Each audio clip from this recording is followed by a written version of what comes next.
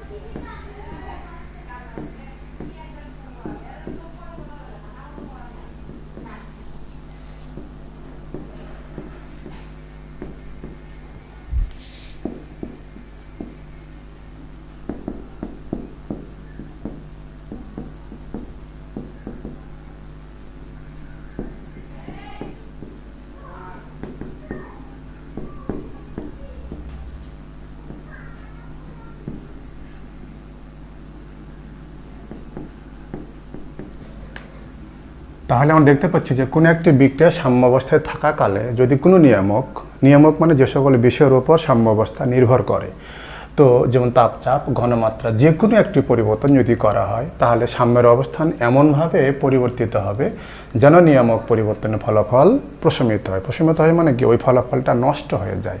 প্রথমে আমরা এক্সাম্পল দিয়ে একটু বোঝার চেষ্টা করি। মনে করে একটা পুকুরে পানা দিয়ে ভরে আছে একদম সমান অবস্থায়, যদি মাঝখানে ঢিল মারো তাহলে কি ওই পানার ওইভাবে থাকবে না?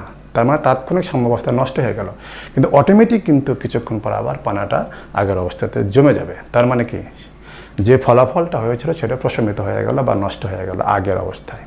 তো উনি এই একটা গুরুত্বপূর্ণ একটা তত্ত্ব দিয়েছেন সাম্যাবস্থার ক্ষেত্রে। তো সেটা কেমন? তো বলা হচ্ছে যে কোনো একটা বিক্রিয়া সাম্যাবস্থা আছে।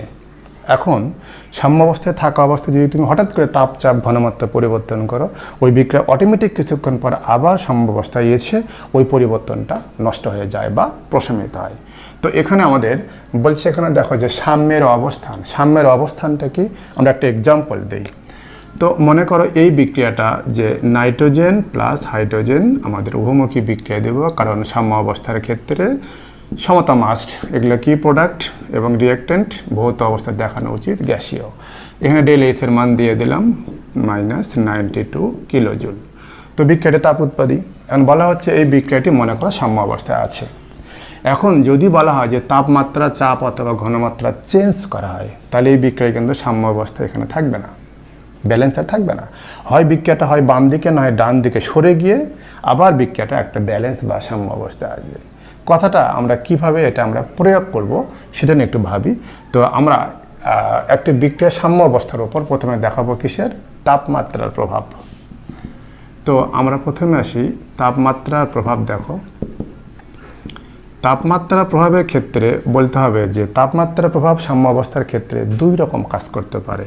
এক হলো কি, এক হলো সাম্যের অবস্থানের ওপর, আর দুই হবে সাম্য ধ্রুবকের মানের ওপর। মানে দুটো কিন্তু প্রভাব আছে তাপমাত্রার, দুটো ফিক্স তোমাকে লিখতে হবে, একটা লিখলে হবে না, অনেকে একটা লেখে মার্কস কম পাবা, দুটো লিখতে হবে।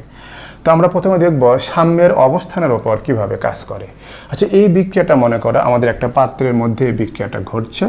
তো বিক্রিয়াটা ঘটছে মানে আমি এখানে লিখে ফেললাম নাইট্রোজেন প্লাস হাইড্রোজেন কি অ্যামোনিয়া। তাহলে বিক্রিয়াটা কি সাম্য অবস্থায় আছে। এই অবস্থায় যদি তুমি বাহির থেকে তাপ প্রয়োগ করো, এটা একটা তাপ উৎপাদী প্রক্রিয়া। সম্মুখ বিক্রিয়া তাপ উৎপাদী, কিন্তু পশ্চাৎ বিক্রিয়া কি তাপহারী। তাহলে একটা বিক্রিয়া সামনের দিকে যদি তাপ উৎপাদী হয়, ওই বিক্রিয়াটা পশ্চাৎ দিকে কী হবে, তাপহারী। এখন এই বিক্রিয়া সামনের দিকে যাচ্ছে যখন, তখন তাপ উৎপন্ন হচ্ছে, তাপ উৎপাদী প্রক্রিয়া হচ্ছে। এখন মনে করো আমি তাপ আরও দিলাম, তাহলে কি হবে, ওটার সাম্যাবস্থায় থাকবে না। লাসাতলে বলেছে বিক্রিয়া এমন একদিকে সরে যাবে যেন ওই তাপ বৃদ্ধি করা আর হ্রাস করা সেই ফলাফল নষ্ট হয়ে যাবে। চিন্তা করো তো, এইদিকে বিক্রিয়া তাপ উৎপন্ন হচ্ছে, যদি আমি আরও পাত্রে তাপ দেই, যদি বিক্রিয়াটা বাম দিক থেকে ডান দিকে যায় তাহলে কি হবে, তাপ আরও বেশি উৎপন্ন হবে। তাহলে কি আমার তাপ প্রশমিত হচ্ছে না?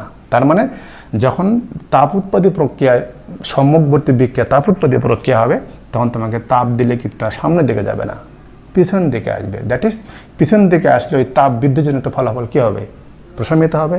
তার মানে একটি তাপ উৎপাদী বিক্রিয়াতে তাপ বৃদ্ধি করলে বিক্রিয়াটা ডান দিক থেকে বাম দিক আসে, আর বিক্রিয়া যেদিকে যায় সাম্যের অবস্থানে কি সেই দিকে যায়। তাহলে এই বিক্রিয়ার ক্ষেত্রে তাপ বৃদ্ধি করলে বিক্রিয়াটা ডান দিক থেকে বাম দিক আসবে এবং সাম্যের অবস্থানও কি হবে, ডান দিক থেকে বাম দিকে এসে তাপ বৃদ্ধিজনিত ফলাফল প্রশমিত করবে।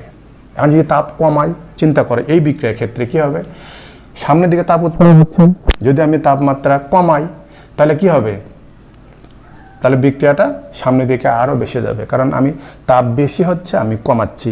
তাপ আমি যদি কমায় ফেলি তাহলে কি হবে, বিক্রিয়াটা আরও বাম থেকে ডান দিকে অগ্রসর। অনেকে লেখে যে উৎপাদ বাড়বে, উৎপাদ কি? এখানে তো দুইটাই বিক্রিয়ক, দুইটাই উৎপাদ। যখন সামনের দিকে যাব তখন এটা উৎপাদ, যদি পিছন দিকে যাই এটা উৎপাদ। সুতরাং কখনো লেখা যাবে না উৎপাদ বাড়ে না বিক্রিয়া কমে, লিখতে হবে কি যে বিক্রিয়া হয় বাম থেকে ডান দিকে যাবে, এরকম লিখতে পারো, অথবা লিখতে পারো সম্মুখবর্তী বিক্রিয়া বা পশ্চাৎবর্তী বিক্রিয়ার বেগ। ভুলেও লেখা যাবে না বিক্রিয়া কমে বা উৎপাদ বাড়ে এগুলো, কারণ উভমুখী বিক্রিয়ার ক্ষেত্রে দুইজনে বিক্রিয়ক দুইজনে উৎপাদ। এটা তোমাকে ডিপেন্ড করবে কোন দিক বিক্রিয়া যাচ্ছে। এই দিক গেলে এরা বিক্রিয়ক, এই দিক গেলে এরা বিক্রিয়ক। কথা ঠিক? তারা বুঝতে পারলাম যে তাপ উৎপাদী বিক্রিয়ার ক্ষেত্রে তাপমাত্রা বৃদ্ধি করলে বিক্রিয়াটা ডান দিক থেকে বাম দিকে এসে তাপ বৃদ্ধি ফলাফল প্রশমিত করবে। আর যদি তাপ হারি প্রক্রিয়া হতো, যেমন আমাদের এখানে এক্সাম্পল দিতে পারি, দেখো তো নাইট্রোজেন প্লাস কি অক্সিজেন, এই বিক্রিয়াটা দিয়ে দিলাম। এখানে আমাদের উপমুখী বিক্রিয়া দিলাম নাইট্রিক অক্সাইড, এখানে প্লাস, আচ্ছা ডেলএসের মানে দেই, ডেলএসের মান প্লাস 180 কিলোজুল। তাহলে এই বিক্রিয়া সম্মুখবর্তী বিক্রিয়া কি তাপ হারি, আর পশ্চাৎমুখী বিক্রিয়া কি তাপ উৎপাদী।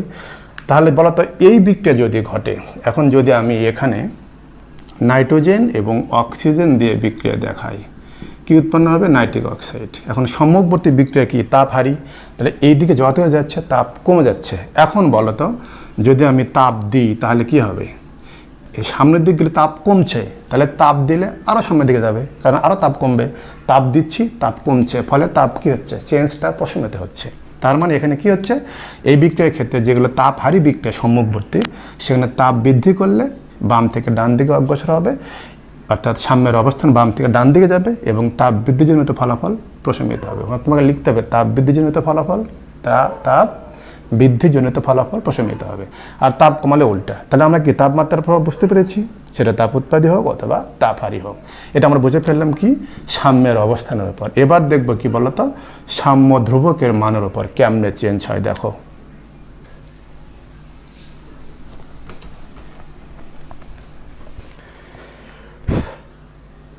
তো তাপমাত্রার সাথে যে সাম্য ধ্রুবকের একটা সম্পর্ক আছে, আমরা সাম্য ধ্রুবক দুই রকম পাই, কেপি অ্যান্ড কেসি। সাম্য অবস্থার ক্ষেত্রে কেপি অ্যান্ড কেসি।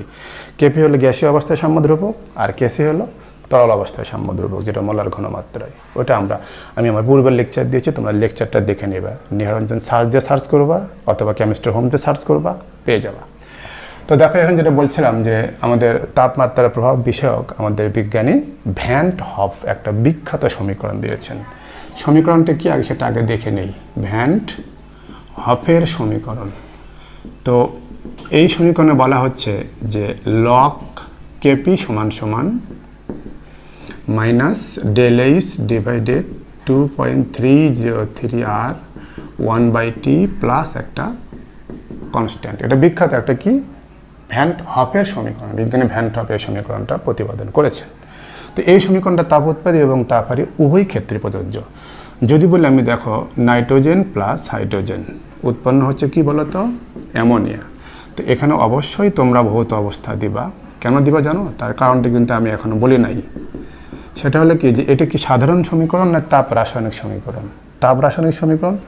তাপ রাসায়নিক সমীকরণে বিক্রিয়ক এবং উৎপাদের ভৌত অবস্থা মাস্ট তোমাকে দিতেই হবে, না দিলে ভুল। ওটা যারা জানে না তারা জানে না, তুমি জানো তুমি দিবা, ঠিক আছে। আচ্ছা চলো আসি এবার তাহলে এই সমীকরণটার ক্ষেত্রে আমরা এই সমীকরণ আচ্ছা দেখো তো এটা কি আমাদের ওয়াই সমান সমান mx প্লাস সি এই সমীকরণ মানে কিনা বলো তো। তার মানে আমরা যদি এখানে লেখচিত্র অঙ্কন করে দেখো একটু বোঝার চেষ্টা করো। আমরা ওয়াই অক্ষ বরাবর দেবো কি বলো তো লগ কেপি, আর আমাদের এখানে এক্স অক্ষ বরাবর দেবো কি বলো তো এই যে এটা 1/t। এখন যদি এটা তাপ উৎপাদী বিক্রিয়া হয় তাহলে চিন্তা করো আমাদের তাপ উৎপাদী বিক্রিয়ার ক্ষেত্রে এখানে আমাদের ডেল এস এর মান কি হচ্ছে মাইনাস, এখান থেকে -92।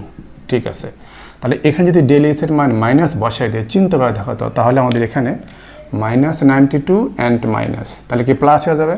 যদি প্লাস হয় তাহলে এখানে যে আমাদের ঢাল যেটা এম এর মান কি হলো প্লাস, প্লাস মানে কি বলো তো আমাদের চিত্রটা এই রকম হয়ে যাবে। তাহলে এখানে আমাদের ঢালটা কীরকম হবে এই, তাহলে এই ঢালের মান কত হচ্ছে, ঢালের মান হচ্ছে আমাদের এই যে এটা মাইনাস ডেল এইচ ডিভাইডেড 2.303 আর।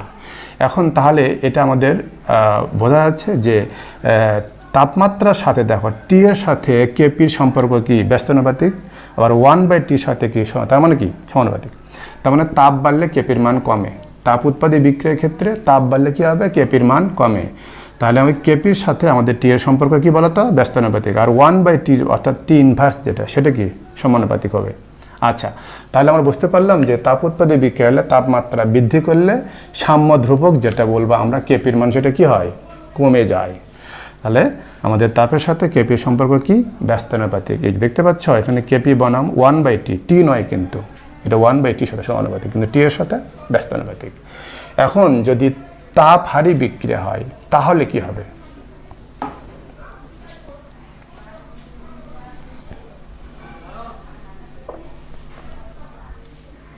তো তাপহারে বিক্রিয়া আমরা একটা এক্সাম্পল দিলাম, নাইট্রোজেন প্লাস অক্সিজেন কি বলতে হবে এখানে নাইট্রিক অক্সাইড, এটা কি গ্যাসীয়, এখানে ডেল এইচ এর মান দেব প্লাস 180 কিলোজুল। তাহলে এই বিক্রিয়ার ক্ষেত্রে বলতো আমাদের এই সমীকরণটা কি হবে আমাদের এখানে ডেল এইচ এর মান কি প্লাস, যদি এই মানটা প্লাস হয় তাহলে বলো তোমরা একটু, যদি এটা আমাদের প্লাস 180 হয় তাহলে এই প্লাস আর মাইনাস নাকি মাইনাস হচ্ছে। তার মানে যদি আমি এখানে দেখতে পাচ্ছি যে এখানে ওয়াই অক্ষ বরাবর লগ কেপি এবং এক্স অক্ষ বরাবর বলো কি দেবো 1/t দেবো, তাহলে আমাদের এখানে কি ঘটনা ঘটবে। তাহলে এরা যদি নেগেটিভ হয় তার মানে এই 1/tর সাথে এই লগ কেপির সম্পর্ক নেগেটিভ, নেগেটিভ মানে কি এই। তাহলে আমাদের এখানে দেখো তো ঢালটা আমার কী হবে এবারে ঢালও কিন্তু ওইটাই হচ্ছে মাইনাস ডেল এইচ ডিভাইডেড 2.303 কি হচ্ছে আর কথা ঠিক। তাহলে এই ক্ষেত্রে আমাদের বোঝা যাচ্ছে কি দেখো তো যে 1/tর সাথে কেপির সম্পর্ক ব্যস্তানুপাতিক, কিন্তু তাহলে কেপির সাথে টি এর সম্পর্ক কী হবে সমানুপাতিক। সুতরাং তাপমাত্রা বাড়লে কেপির মান বাড়বে, তার মানে তাপহারী বিক্রিয়ায় তাপমাত্রা বাড়লে কেপির মান বাড়ে, আর তাপ উৎপাদী বিক্রিয়ায় তাপ বাড়লে কেপির মান কমে। আমরা বুঝতে পারলাম যে তাপমাত্রার সাথে সাম্য ধ্রুবক যেটা কেপি তার কি সম্পর্ক। লাসাতেলের অনুযায়ী তাপমাত্রার প্রভাব দুই রকম, একটা সাম্য ধ্রুবকের উপর, একটা সাম্যের অবস্থানের উপর। বুঝতে পেরেছি, এবার যাচ্ছি আমরা চাপের প্রভাব।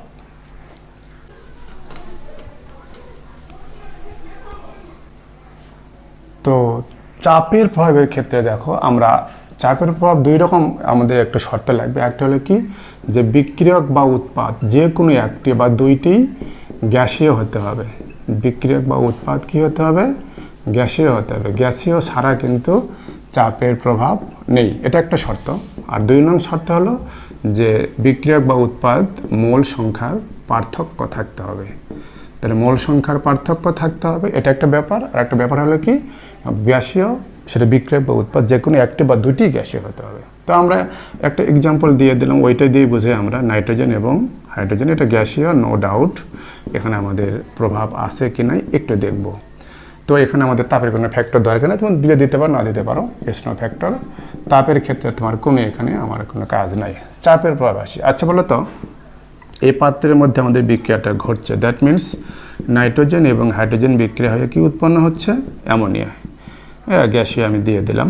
তো এখানে বলা হচ্ছে কি যে এই বিক্রিয়ার ক্ষেত্রে দেখো তো আমার বাম দিকে কয় মোল আছে 1 + 3, দ্যাট মিন্স 4 মোল, আর এদিকে আছে কয় মোল 2 মোল। তাহলে এখানে আয়তন কত হচ্ছে, যদি আমি এসটিপিতে বলি আয়তন তাহলে 4 × 22.4, 1 মোলে আয়তন যে 22.4 লিটার। আচ্ছা, আর এখানে হবে 2 × 22, তার মানে বলতে চাচ্ছি এইদিকে আয়তন বেশি এইদিকে আয়তন কম। যতই বিক্রিয়াটা সামনের দিকে যায় তত কি হয় আয়তন কমে যায়। আর যদি পিছন দিকে আসে এই ক্ষেত্রে তাহলে কি হবে, আয়তন বেড়ে যায়। এখন যদি তাহলে এই বিক্রিয়ার ক্ষেত্রে আমি যদি পাত্রে চাপ দেই, আমি কিন্তু বলতে পারবো না যে বাম দিকে না ডান দিকে চাপ দেবো, বলতে হবে পাত্রে চাপ দেবো।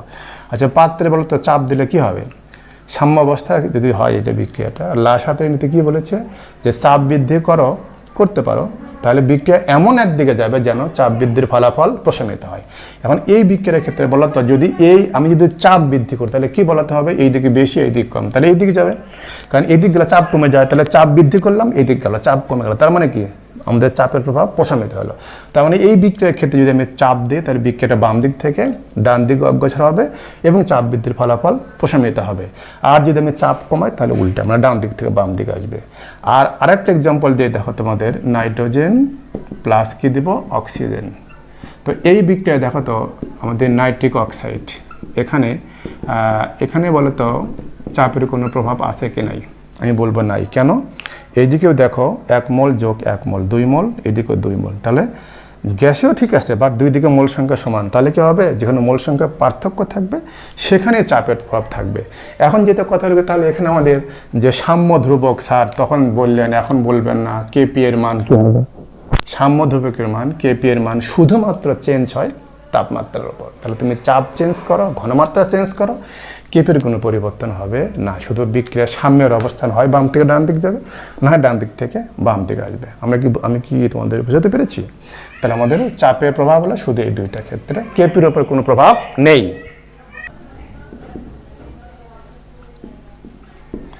ঘনমাত্রার প্রভাব দেখো, ঘনমাত্রার প্রভাব সকল ক্ষেত্রে সেম।